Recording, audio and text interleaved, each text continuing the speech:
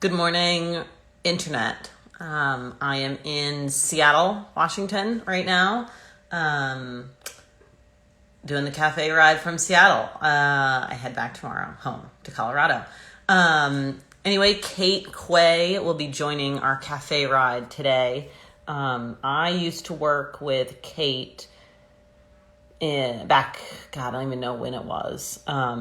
Specialized days. If she's coming down, I think it was like 2016. Um, okay, send request. Kate Quay joined. Hey, Hey, how are you? good. How are you doing? Oh, our internet Do I might have crap? be. Do you have bad internet? I might have bad internet. I I normally have. think we're gonna try it out. Okay. Um, but thank you so much for joining and telling your story and also helping me um, kind of with my own process of having some medical issues that you helped me with. So sorry if the internet's kind of weird, but yeah, I would love for you to just take it away. This is definitely a subject that I think a lot of people either don't want to talk about or don't know about, both men and women. So yeah, I would love give a little background on yourself, and we can go from there. Cool. I want to start by saying I used the poop out of your mug that you sent me. And I'm a total klutz. So I dropped it and I broke the handle. I was like, God damn it. Excuse my language. And then I just kept using it because I love it. So That's um, amazing. I'm traveling, so I have this mug. Uh, that looks not very. it needs to be bigger. um, yeah. So I'm Kate. I've been in the bike for 10 years, maybe a little bit more. I've been riding bikes a little bit longer. My dog is crying in the background. If you hear him, they're going out on a walk right now. Um, and yeah, I rode competitively for a long time. My favorite thing to do was go out and do like really long, big, epic rides with lots of climbing, lots of friends, lots of bonking, and just push ourselves really hard. But I think it was almost like 3.5 years ago. I just started feeling kind of like it started with like discomfort on the saddle, which translated to pain. And I just had no idea what was happening to me. And it was pretty rough in the sense that there just wasn't any information on it. Like when you Google like labial pain riding, like what comes up? I mean, nothing unless it's like extreme. That's and like I mean to set like the stage even more, like you've worked in the bike industry, like you've obviously had been a cyclist for years, and then this just like cropped up Right. seemingly out of nowhere, and you're just like, I think my initial reaction would be like, oh, is my saddle height wrong? Do I need a new saddle? Yeah. What do I need to do? Yeah. Like it's because like nothing has changed, Right. Right, absolutely. And that's a really good call out. So I changed my saddle because I was like, hey, I've been running this old saddle, this prototype saddle from like, 4 years ago. Maybe it's just broken down, like the material. And I switched saddles and the pain was still there. And honestly, that made it maybe worse at that point because mentally I started to spiral like, okay, well, what's wrong with me? And I think that like you said, when it kind of comes out of nowhere, your mind goes to really dark places. Like, yeah, well, I'm not doing anything different. So is there something very wrong with my body? Like, what did I do to my body? yeah. And I think like the like it just came out of nowhere, but I mean the pain, could you describe that to whatever degree you're comfortable with, because it's like a sensitive, literally both literally figuratively sensitive area that you're talking about, because like yeah, I mean it's just like not a saddle sore. Right. Yeah. And I'm really, really open. I'll start by saying the pudendal nerve system is very, very large. If you Google it, it's super interesting, like branch of nerves, and it touches a lot of different places. So the way that I experienced pain may not be the same for everyone, and so that's something really to be like for everyone to be aware of. So where like what it started like for me, kind of felt like I was just like sitting on my labia incorrectly. Like it felt like something was being pinched. That was Oh, the yeah. first thing I felt. And it was very localized. And it's almost like, oh, I'm just like, I'm just kind of sitting crooked on the saddle. Yep. And so, you do some like chamois adjustment and you just like get up and kind of, like whatever, move around.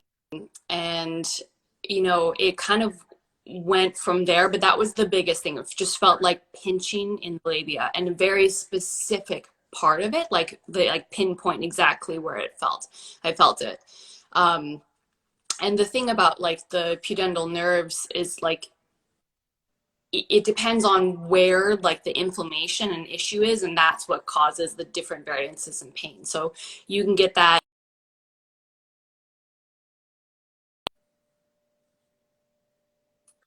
maybe. Sorry, I know I'm being like really open, but um, yeah. The internet's just so bad. So hopefully I turned mine off and hopefully that'll be better. Um, Okay. but yeah, I think like the pain is so interesting because like obviously we're two women who have felt we've had different experiences with this. Um, but like this isn't just like a female having like pelvic discomfort, having nerve pain in your like pelvic region is not it's not specific to women or like our soft tissue or our pelvis. No. And so like how did you because like there's nothing to Google, I mean, what was the process like of figuring out like or I guess like what was next? Like did you just stop? I would get super depressed. Like I wouldn't know what to do. I yes, well, so I took my first week off riding, and I hadn't done that in maybe oh gosh, maybe since I started riding. Like I didn't not ride bikes ever, and so I Yeah. took a full week off because I was like, okay, maybe my body just needs to rest. And then I tried getting back on the bike and it hurt again. And so then at that point you're starting to be like, oh my God, like this isn't going away. And so the next step for me was to say, all right, I'm gonna take a month off. That was really hard for me to say, really hard for me to do. And you work in the bike industry where all of your friends are like your whole identity is cyclists. So there's so many layers to this. Right. And then, everyone, I'm going into work every day and everyone's used to seeing me on the lunch ride. They're used to seeing me in the locker room. We like talk about how the lunch ride went after every single lunch ride, like, Yeah. what are you doing? I can't just be like, you know what? My vagina hurts. Yeah, like it's you not just like something. can't say that. Yeah, it's not like quick, hi, one-on-one check-in with your boss. Right. And, with other injuries, you can be like, you know what? I crashed and I dislocated my shoulder. And I know that it's going to be 2 to 3 months down the road of PT and then I'll be back. Like there wasn't any end in sight because I just didn't know what it was. So I took that month off and I went to the doctor because I was like, hey, I went to my gynecologist because maybe they knew something was up. This is the same path that I took also. Like, Yeah. And I'd love to talk to you about how that went for you because I feel like, there are some people that experience this that do take the more medical route because maybe that they've had more medical issues that have caused the pain and that makes sense. yep. But for me, going the medical route made it worse as an individual because it kind of led me in like this spiral mode.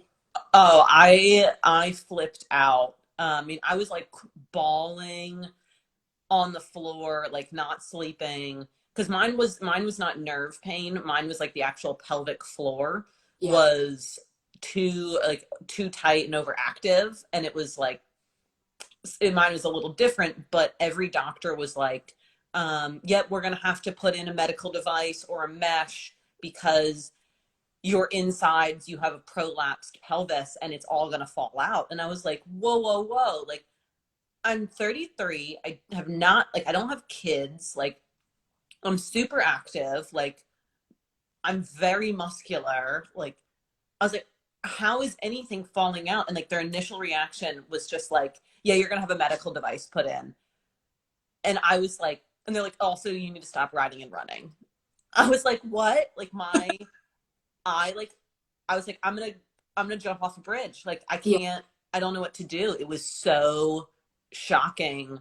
But luckily I knew you. Um, and I reached out to you and I was like, hey, does this sound like PN? Which let's get into that. But yeah, you were the one that like pointed me in the right direction.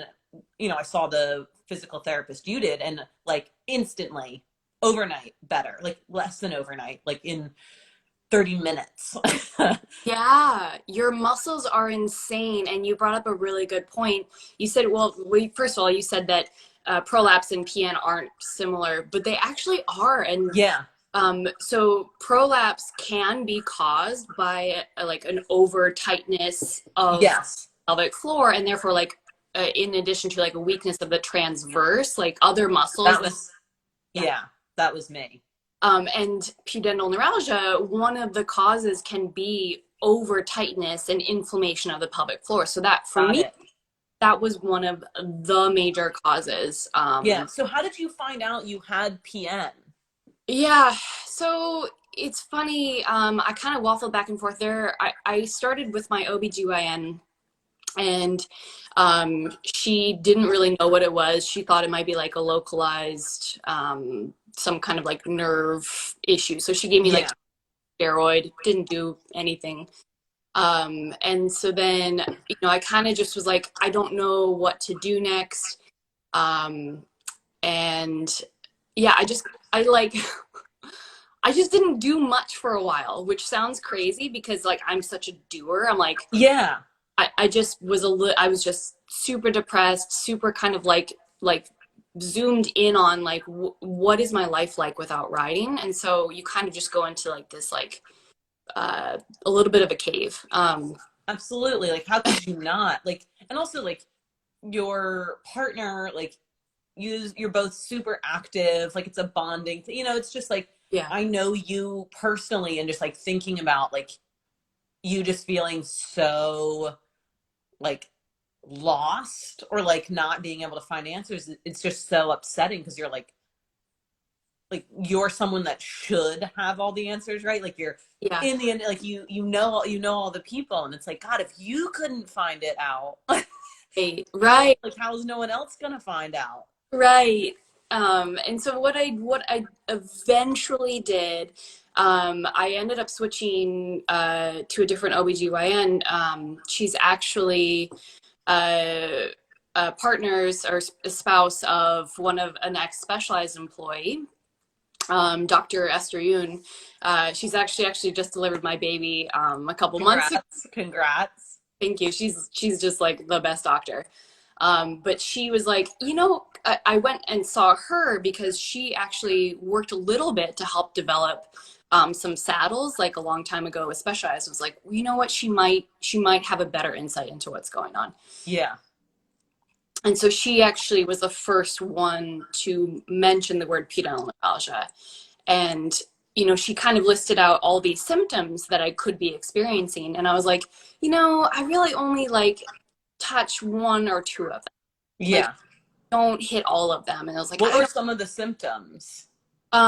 She talked about like pain with bowel movements, like yeah, like pain in the whole region. Numbness, feeling like you have like a foreign object in your body. Yep.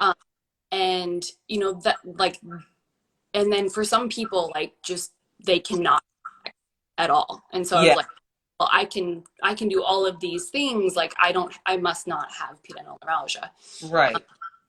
But it turns out the more that I've learned is that like I said earlier, it really depends on where that inflammation is in your Yeah. because you might not get all those symptoms. And I've talked and met with so many different people now that have had pudendal neuralgia, and they all have slightly different symptoms. Like, and Yeah. so interesting to me. But anyways, so I talked with Dr. Yoon and I was like, I don't know. And then, I just kept kind of like going along in like dealing with my pain. And Was then it constant, or was it just sitting or on a saddle? that's a good question. It's kind of in flux. I would say the most severe was when I was on the saddle. Yeah. And then it was also pretty uncomfortable in any seated position. And Wow. if you knew me at Specialized in 2018, you would see me standing in all our meetings. I was in the corner just standing. Uh, I would be like, "What's Kate? What's Kate doing? Oh, I just like standing. Like I'm like standing. Like I got rid of my chair. Um, so yeah, and like I couldn't really wear tight clothing, and so I like got rid of all my like really tight jeans. I got like a lot of like looser pants. Dresses were really nice. So the pain was like the severity of the pain wasn't like there constantly, but you always kind of like felt this pressure, irritation, burnings, and uh, like I like to call it like at the start of a UTI. If you're oh God. both men and women get UTIs, but mostly it's women, and so like what that feels like. Yeah. Uh, Paranoia as well. Like it's just yes, a constant looming feeling, like you're just never comfortable, I guess. There's always like you're always agitated. yes, exactly. And so it's kind of like always on your mind. And the interesting thing about penile neuralgia is the more you think about it, the more you focus on it. And I guess this is true for anything in life, the more extreme it'll be. Um, And it's a nerve, and what I learned, and you've probably learned this too, it's like it's definitely one of the nerves that is very responsive to emotional mental stress, which I was like, you got to be kidding me. Like, yes, and yes, it like flares up. Like the more you stress about it, the more it gets inflamed, because it's like the flight or fight kind of response, that it's just like signals are just being sent to it. yes, yes, you freaking nailed it. And, I had no idea, but the more depressed I got, and the more stressed I got about it, the worse it got. uh And you asked how I knew I had penile neuralgia is because the further I got along in this, the more symptoms I started to get. yeah. And then I was finally like, well, I saw a pelvic floor PT, a local one, through my healthcare system, and it just didn't work out. Like, Yep. not bashing anyone, it just didn't work out, and that's totally fine. So I assumed, hey, like PT doesn't work. Yep. And then Kelly Samus, the PT I recommended to you, ended up writing an article on pudendal. Yes.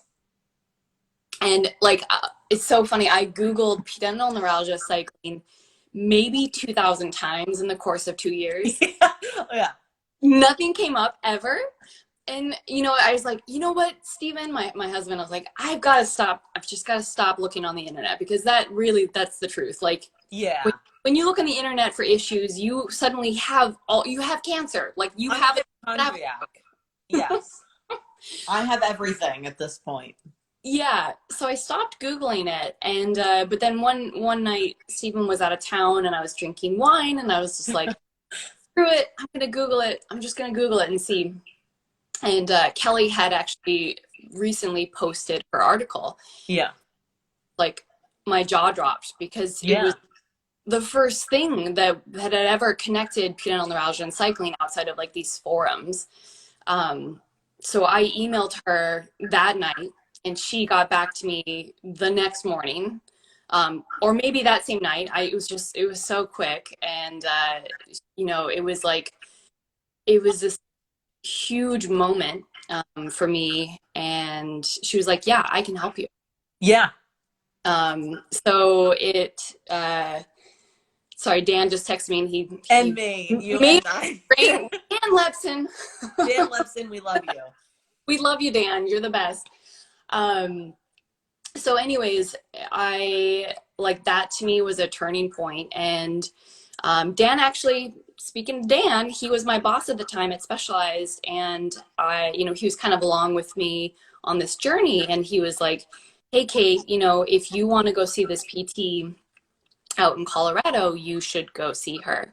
Um, Yeah, and so he's just a fantastic boss, and he enabled me to go do that and go that's work. awesome. But to get back to like the emotional side of it, like I didn't know that there was an emotional connection between, well, Right. core issues Yeah. and your like mental health. And when Kelly told me that when I was in Colorado, I just started like crying, like just sobbing. Like I just felt so seen. You Yes. Oh my know, God, I know 100% what you mean. Like, you just feel like it almost feels like when you aren't getting answers, you're like, I'm crazy. Like, I must be insane. Like, this is all in my head. You just feel like neurotic. mhm. And then someone is like, no, you're fine. Like, this is like B happened because of A. And you're like, you're like, holy shit. Are you serious? Like, and it's like worse when it's been like years and it's just like compounding. And so to actually feel like you have an explanation and someone is like, hey, I'm gonna help you out, you're fine, like we're gonna Yeah. get through this, you're like, oh my God, a team member that's like my advocate, they're like here for me. Yes. Yes. And I'm so glad that Kelly could be that for you. And I'm also so glad, Reese, that you were able to identify that you were experiencing pain on the bike and take care of it right away rather than be, Yeah. oh, I'm fine. Like I know you're an endurance athlete. You're like pain. Yes. Yes, give me pain. Yeah. But you didn't ignore it. You took care of it. And because of that, that means you're going to recover faster and you have a network to support you that's going to like just make your life better.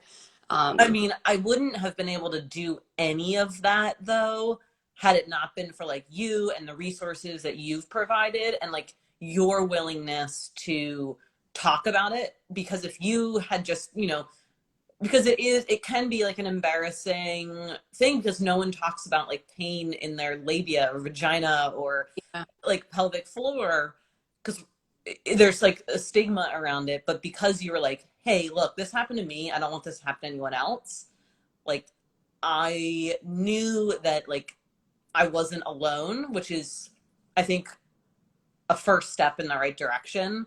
And I've always been skeptical of a lot of like traditional doctors. um, but like it's just so interesting, like how like no one knows about it. And then I would love to know about your conversations with Kelly, because like when she was talking to me, she's like, oh, most of my patients are men. Um, and they only come in when the pain has gotten so bad that they can't have sex. The first few steps they do is like they think it's an STD because there's burning, pain, uh, and then when they finally have like erectile dysfunction, then they end up finding a PT. Um, and I was like, oh wow, like I wouldn't have assumed. It's just so funny how people end up like seeking care. But yeah, like how did you end up figuring out like a treatment plan and getting better? Because mine was pretty simple, luckily, but yours was way more intense. Prolapse is definitely intense. Do Yeah. not downplay like prolapse. Like so many women struggle with prolapse, and men too. I would assume. I don't know as much about that, but they have pelvic floors. Um, Also, I didn't know the pelvic floor was an actual thing. Like it's a when Kelly showed me the pelvis model with like the actual muscles, I was like, wait, this isn't like a hypothetical, like a theoretical pelvic floor. Like these are actual muscles. yes, And then when she did the exam, like she uses her hands and she like pressed on the nerves and then the pelvic floor, and I was like, holy shit. it's One, that's a lot of pain. Yeah. And I was like, "Hold! I didn't know that was there in my own body." It's bonkers how much, well, and Kelly will, and PTs in general, if you find a good PT, they will teach you so much. And like it's just unbelievable. And the more you, Yes. the better you're going to feel. Um, it's, it is crazy. And it's also crazy to me riding for a decade and not knowing that this really sensitive pudendal nerve sits right next to your sit bone, and Yeah. you are risking, like, it's like right there, like, oh my God, like it's so delicate, and you're just like on the saddle 7 hours on the weekend, and like Yeah. how can more people not have issues. So I'm actually going to touch on your gender thing really quickly before I talk about the recovery plan, because I think this is so interesting. Like women, or people that identify as women, like feel like they deal with a lot of pelvic pain generally. Yes. Like you have your period, you have menstrual cramps all the time, like you get a lot of, a lot of women get UTIs. Yeah. So they're used to experiencing pain in their pelvic region, and I think that like there's less shame around it. But for men, like there's, like you mentioned, they'll let it get to the point where it like affects their sex, like, and Yeah. then it becomes like something that they need to take care of. And I feel like um, for men, it's more taboo to talk about pelvic pain. Like Oh yeah. more taboo than for women, and even for women it's kind of like you want Right. my It's vagina, like right. Like it's so funny. Like I hadn't talked to you in like months, and like I was like, "Hi, Kate. I'm having this pain here." Like, and I just like straight up went into like what it was, because I think like women, we've just been poked and prodded so much yeah, that we're like, oh my God, fuck it. yeah, Like, you stuck your fingers where, like the doctor did what, and you're like, yeah, whatever, like you go and you get your monthly exam or yearly exam, whatever. So I think it is in a way I feel bad for men, because it's harder for them to like speak up and reach out, because right. like no one wants to admit that they're having pain in their penis or in their Yeah. pelvic region, because then it's almost like demasculating them in a way. Yeah. So and it definitely, Kelly did say, and I, based off of the amount of people that email me and talk to me, it does affect more men than Hmm. and that might be because there are still, unfortunately, a higher rate of male Right. than are women. So, Right. anyways, but yes, so men, I see you out there. Don't be afraid. It's okay to ask for help. Yeah, I Um, feel like women are your advocates for self-care, and like I don't think it's like weird if someone were to like DM me and be like, "Hi, like what was your like," because it's just like a medical thing. It's just like let's yeah, help each other out. It's not like a weird thing. So I don't know. I think yeah, I just wish more men would feel comfortable reaching out to help health providers or people that have had a similar experience. yeah, absolutely. And I am thankful that I've had more men that have come forward that want to kind of share their story on my website, than women, because I want to show that, I want to show men that it's okay to like be going through this, and that we're here to support you no matter what gender you are. And like Yeah. there's nothing wrong with you as a man admitting that you have pain or that you're depressed or whatever it may be, right? Right. Um, anyway, Yeah, uh, let's talk about your recovery or like your treatment, because I don't know if yours was similar to mine. Like I had my pelvic floor dry needled, and then I did like fascial release on my abdomen, just different stretches uh, that are like yoga stretches basically, and a lot of breathing exercises. One for like a mental release and then a pelvic floor release. But yeah, what was the protocol for PN? yeah. So all the things you're describing are parts of physical therapy, which absolutely, and I'll touch on what I did during that, and it sounds very similar to what you did. There's also the mental health aspect of it, Yes.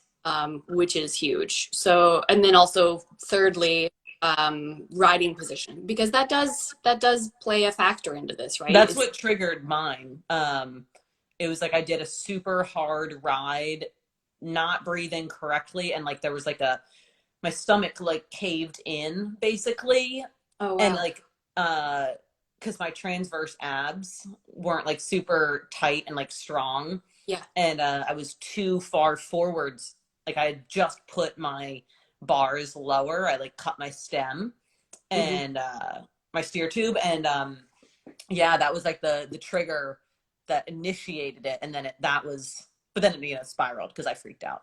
But But that's so interesting that like you can pinpoint like this was the ride that did. yeah, yeah, Uh, so yeah, I've met a couple people that can do that, and then I've met some people being like, I have no idea why it started. yeah, it's crazy. Yeah. So yeah, tell me about your experience though. Yeah, so PT, physical therapy, that's the way that I went about treating my physical symptoms. Like I said, some people do go to like the medical world. And a lot of times in that way, like you mentioned, they do surgery. They'll give you medication. So I was on gabapentin, which kind of Yep. reduced nerve pain. I was on that for a while, but it just after a while, I was like, I want to be able to know, like, get messages from my body when I'm in pain. Yeah. But I focus on PT, physical therapy, for my physical recovery. And just like you mentioned, I started with dry needling with neuromodulation, and that was with Kelly in Colorado. So essentially, you're sticking very, very tiny, very non-painful, little bit uncomfortable needles in your pelvic floor. And it's not like in your penis or in your vagina, it's like in the muscles around your pelvic floor. So Yep. for me, it was actually right near my glute muscle. Yep. Same. Yeah. It's kind of like you just lay on your side and the Yeah. needle. Yeah, it's not bad. And actually, like I've had dry needling in my quads, like all over the rest of my body, and like my quads, back, feet, and that hurt a million times more. And then when she did the pelvic floor, I was like, okay. I Yeah, it was like, really, is this? Yeah, I was like, is this doing anything? Like, I don't really even feel that it's there. It like was a slight twinge with the electric things on it, and I was like, okay, like it feels kind of good. yeah, I know, because it sends like electrical pulses, and you're just kind of like it feels like your muscles are contracting. Do you feel Yeah, this? yeah, It just, yeah, it just felt reassuring. yeah. It was weird that I was like, oh, okay, I'm gonna be better. Yeah, I had another gal reach out to me, and she was dealing with pelvic floor issues, and I actually sent her to Kelly as well.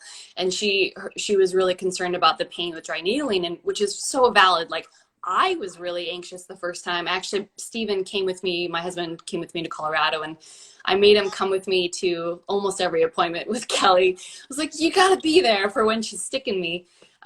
But it really wasn't that bad. Yeah, So anyways, the dry needling with neuromodulation, unfortunately, it's not all PTs around the country can do that. Um, so I could not do it in California, but I was able to do it in Colorado, and that kind of kick-started my like path to recovery. yeah, So what it's doing is essentially just like resetting the muscles and just like getting everything to a healthy baseline. So like reducing inflammation and just resetting the structures. Um, and then when I went back to, outside of that, I was doing, like you mentioned, uh, diaphragmatic breathing. yeah. So making sure I'm in like opening up the pelvic floor every time I breathe out. Um, or is it breathe in? Breathe in, you like inflate your belly, and I then do you can it. breathe out I normally. do it every single day, but Yeah, I oh, totally. I yeah, tried doing it. She gave me instructions to doing it on the bike, and I would get like super stressed out because like when you start thinking about how you're breathing on a butt, like when you're exercising, it's really hard to like change it, yeah, like it and like breathe and not do like shallow breaths. yeah. Um, so that was actually really frustrating for me. Yeah, I can imagine. Also think about the times when you're maybe having a panic attack or very anxious. How Yep. are you breathing? And like that absolutely impacts your pelvic floor. And so like once learning how to breathe is just so crucial. And you're sitting here thinking, I'm in gobs amount of pain. I haven't been able to ride for years, and you're asking me to learn how to breathe. Like what? Yeah. Oh, for sure. Like that's not going to fix me, and that's not like it absolutely will. Like the thing about physical therapy is in some cases like for you it helped immediately, Yep. but sometimes it just takes like a couple months of being really consistent to be able Totally. to see that that really help you in your pain. Yeah. And so then, after recovery, how did you decide? Because you've created this resource, this website, um, to basically help people that are experiencing something similar. How did you decide to do that? Like, why? I guess like that's just like a really courageous thing to do, right? To like on the internet put out there that you suffered this, but in the hopes of helping others and building a community around it. And I think, you've done such a wonderful job at that. Thank you. That's really sweet of you. I think I suffered in silence for so many years that this was my way of healing. Like Yeah. I was like, I can't do this anymore.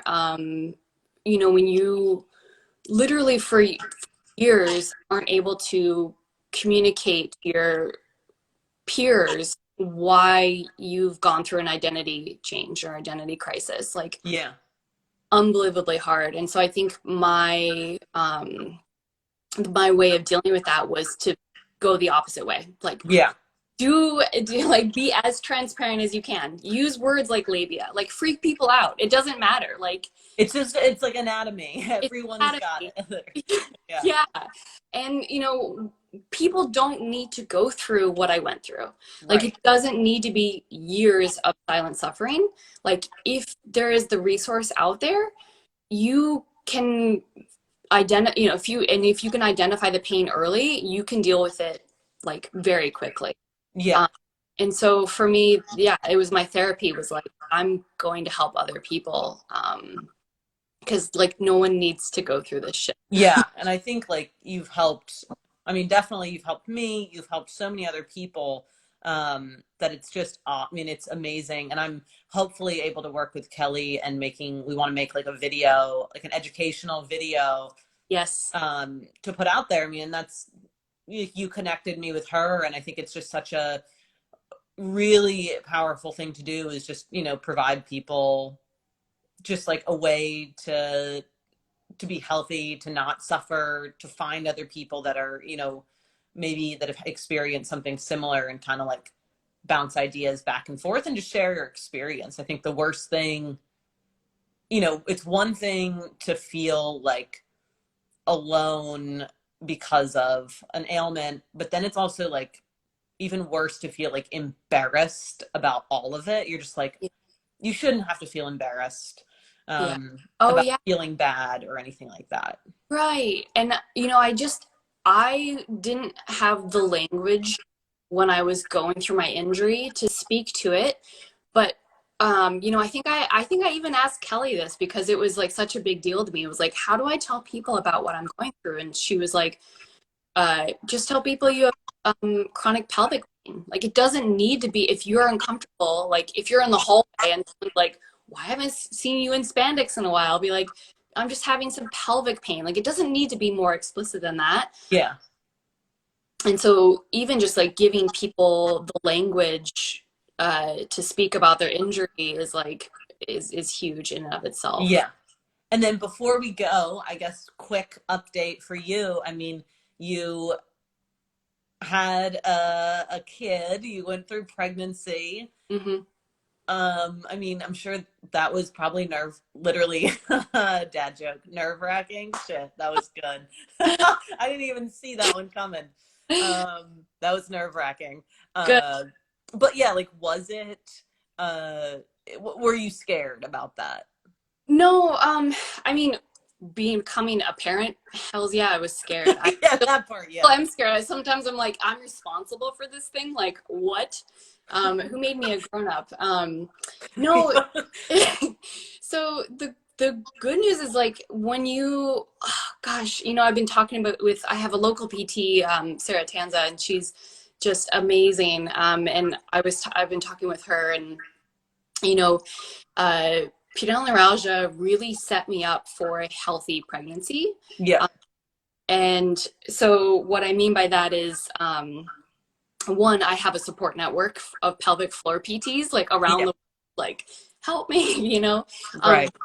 Everyone, every PT I talked to was like, you know, pregnancy is probably going to help your symptoms. And I was like, well, Wow. that's weird.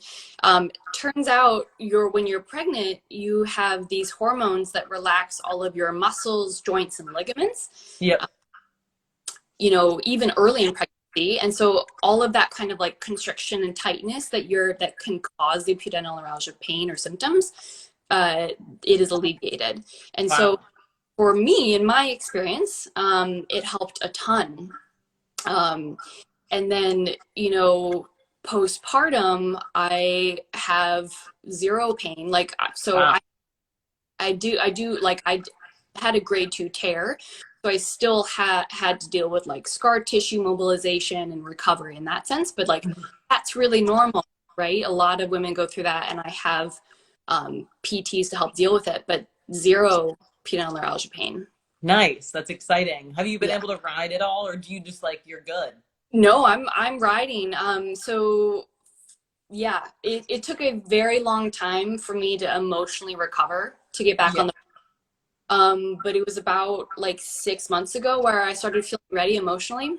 Yeah. And now I'm back on the bike. I aim to do 3 days a week. I'm still 2 months postpartum, so I'm not trying to like go crazy.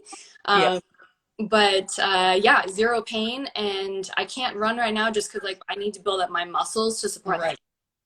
So I'm using the bike, and I'm just in love with it. I'm just in love with it. I'm just like so happy to be back out riding. That makes me so happy for you. Yeah. That's awesome to like know that you got help, and like you've found like a really good place, and like you're in like a really you have a healthy relationship with it now. Yeah, and you know, it took a long time. It took me longer to heal emotionally from it than it Oh did yeah. physically. So I just want to like put that out there that you know, the sooner you catch this stuff, the sooner that you deal with like the mental health side of it, the better it's going to be for you. You know, what ended up being is I just had to go through the whole grief process, and I had to like let it all go. Like rather than getting on the bike being like, what did I miss? What did I used to be good at? What am Right. I failing at? Like now it's just freedom. Now it's just like I get to start from scratch, and it just feels so, excuse my language, fucking good. Yeah, yeah, yeah. That's awesome. I think like God, yeah. I think that's so beautiful. I'm so happy for you. And like thank you so much for one creating the resource, two helping me, and then three being on this little conversation and being, you know, vulnerable enough and courageous enough to share your story. So I really appreciate it. And if anyone needs to find your website, what's the URL? pnandcycling.com. Perfect. And we'll try to include that. I'll put this on YouTube at some point, assuming the internet will let me download this. Can you bleep But out no, this is R rated.